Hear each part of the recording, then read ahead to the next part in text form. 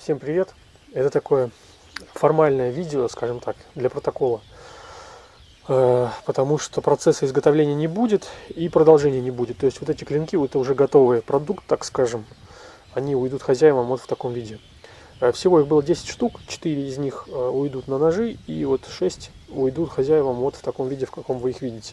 А видео надо снять, чтобы потом люди не спрашивали, куда они делись, почему не было видео. Бывает так, что нумерация ножей меняется, там несколько ножей пропускается. Вот, так сказать, чтобы ничего не пропускать, решил вам выложить.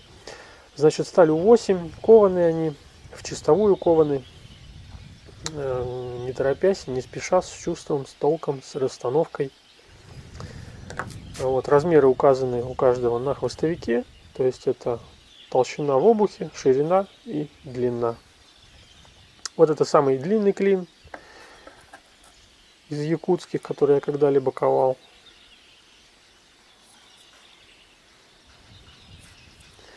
А вот эти вот два, вот этот самый короткий получается.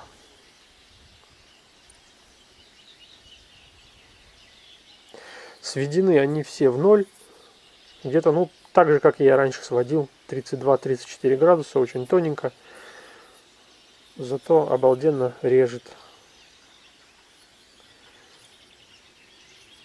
Как говорится, кому нужно прочнее, тут потом сам их пересведет. Естественно, ножи я как мог заточил, то есть в ноль их свел и на 400-й ленте заточил. Кое-где вот здесь вот видно заусенец. Вот, 400-я лента, она не позволяет, убрать заусенец, он так и будет появляться, поэтому здесь нужно уже мельче. Но у меня мельче ленты нет для гриндера, а руками точить, нет возможности. Да и я не затачиваю их никогда до остроты, потому что их потом неудобно будет с ними работать, там рукоять подгонять, ножны. Вот, лучше затачивать их уже после того, как все сделано. Все, вот такие вот ножи. Единственное, прошу прощения, что я процесс ковки не снимал. Решил отдохнуть от всего лишнего, от всей этой операторской, режиссерской работы, потому что от нее тоже устаешь. Вот, поэтому я полностью сосредоточился на ковке, на слесарке, чтобы как следует отдохнуть. Кстати, почему такие маленькие якуты? Есть у меня мысль один из этих ножей отослать человеку, который занимается резьбой по дереву, чтобы, так сказать, его мнение тоже услышать. Идея возникла такая, потому что своим якутом я тоже режу ножны.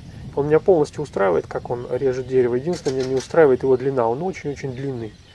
Вот, маленьким якутом резать, мне кажется, будет именно дерево, что-то где-то вырезать фигурное будет удобнее, чем длинным клинком.